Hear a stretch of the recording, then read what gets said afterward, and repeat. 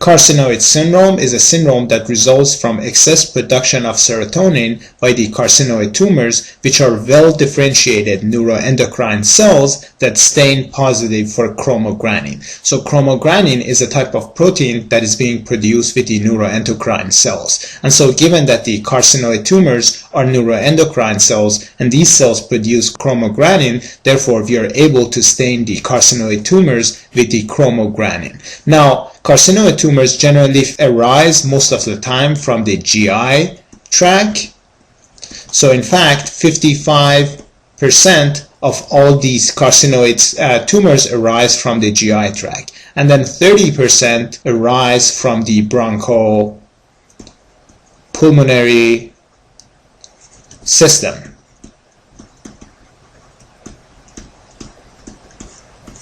But then both of these tumors, doesn't matter where they originate from, are having a high tendency to metastasize to the liver. And then one other point that you should know is that the carcinoid tumor is the most common tumor of the appendix. In any case, the type of symptoms that are being produced by the carcinoid syndrome include chronic flushing and diarrhea, and this is due to the excess production of serotonin as well as the other vasoactive substances. In addition, patients present with abdominal pain, and this is due to the tumor growth. And then if there is metastasis to the liver, then there would be right upper quadrant abdominal pain also associated with this tumor. Patients also present with wheezing and dyspnea, and this is due to the bronchospasm. And then there is right-sided heart murmur because there are plaque-like deposits of fibrous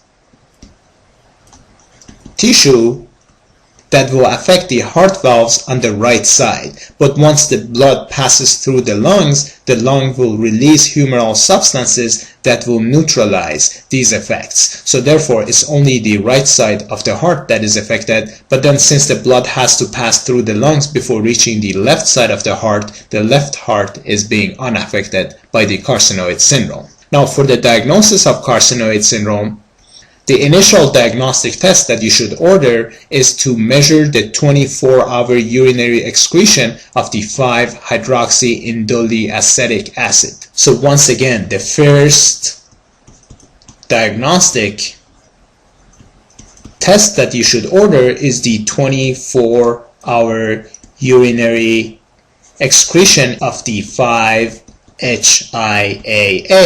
which is a breakdown product of the serotonin metabolism. The other test that you can order is the chromogranin concentration in the blood. So there would be elevated concentration of this protein since it's being produced by the neuroendocrine cells. So once again, carcinoid tumors are neuroendocrine cells, and since neuroendocrine cells produce chromogranin, you can either stain these cells with the chromogranin or detect carcinoid syndrome by elevated level of this protein in the blood. And then the other test that you can order is the abdominal CT to check for liver metastasis. As for the treatment, you can provide these patients with octreotide,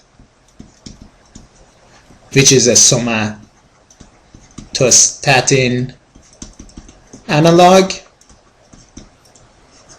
And then you can also consider hepatic resection for long-term symptomatic relief. And that concludes our discussion of the carcinoid syndrome.